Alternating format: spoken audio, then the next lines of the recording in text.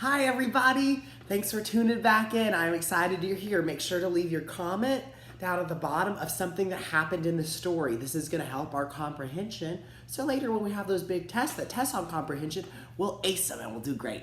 I'm going to move my screen up just a little bit there so when I read, you can see what we're reading. So today we're going to be reading the story of Sleeping Beauty. Here we go.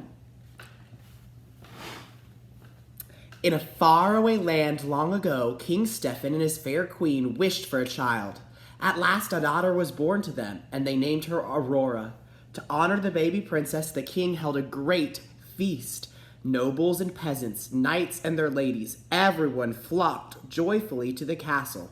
King Stephen welcomed his good friend King Hubert to the feast. King Hubert had brought his young son Philip with him. The kings agreed that someday Philip and Aurora would be married. Among the guests were three good fairies, Flora, Fauna, and Merryweather. Each of these magic beings wished to bless the infant with a gift. Waving her wand, Flora chanted, "My gift shall be the gift of beauty, and mine," said Fauna, "shall be the gift of song."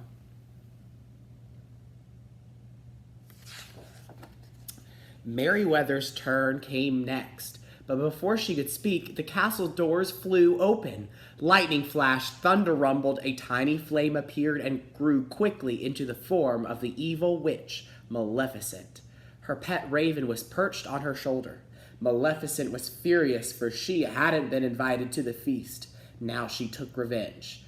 "I, too, have a gift for the newborn babe," she sneered. "She shall indeed grow in grace and beauty. But before the sun sets on her 16th birthday, she shall prick her finger on the spindle of a spinning wheel and die." With a cruel laugh, the witch vanished. Everyone in the room was grief-stricken. But Merryweather still had a gift to give, and she tried to undo Maleficent's curse. She said to the infant, "If through this witch's trick a spindle should your finger prick, not in death but just in sleep, the faithful prophecy you'll keep. And from this slumber you shall wake, when true love's kiss the spell shall break." King Stephen ordered that every spinning wheel in the land be burned. But he still feared the witch's curse, so the good fairies hatched a plan. They would take Aurora to live with them deep in the woods. There she would be safe from Maleficent until her 16th birthday.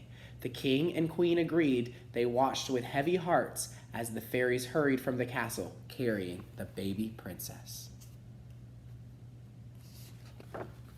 To guard their secret, the fairies disguised themselves as peasant women and called Aurora Briar Rose. The years passed quietly, and Briar Rose grew into a beautiful young woman. At last, the princess reached her 16th birthday. Planning a surprise, the fairies sent her out to pick berries. Fauna baked a cake for her while the others sewed her gown.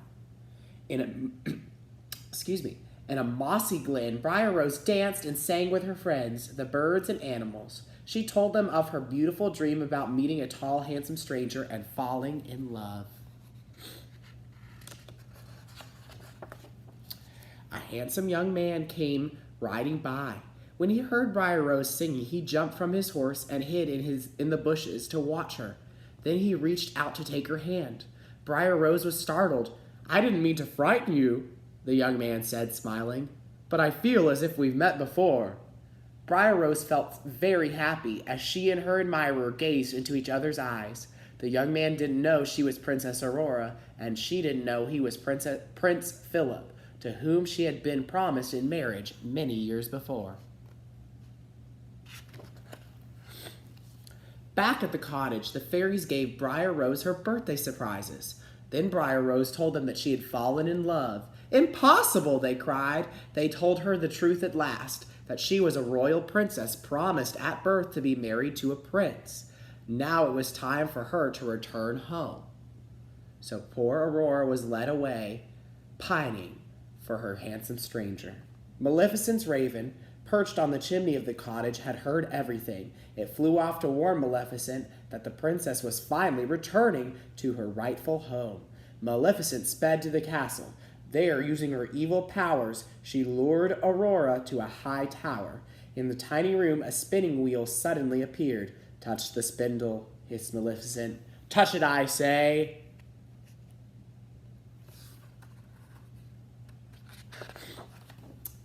The three good fairies rushed to the rescue, but they were too late. Aurora had touched the sharp spindle and instantly fell into a deep sleep. Maleficent's curse, softened by Merryweather, had come true. Now, with a harsh laugh, the witch vanished. The fairies wept bitterly. Oh, poor King Stephen and the Queen, said Fauna. They'll be heartbroken when they find out, said Merryweather. They're not going to, said Flora. We'll put them all to sleep until the princess awakens. So the three fairies flew back and forth, casting a dreamlike spell over everyone in the castle. Meanwhile, the witch had captured Philip and chained him in her dungeon.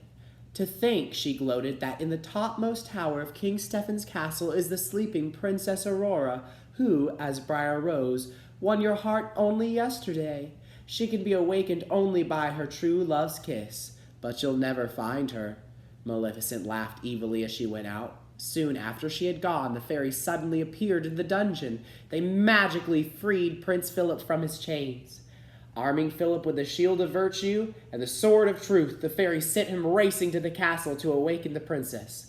The witch, seeing Philip escaping, furiously tried to stop him. She hurled heavy boulders at him, but the brave prince rode on.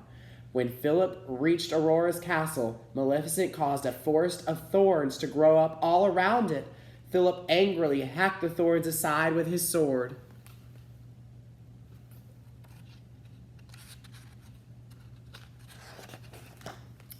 In a rage, the witch soared to the top of the highest tower.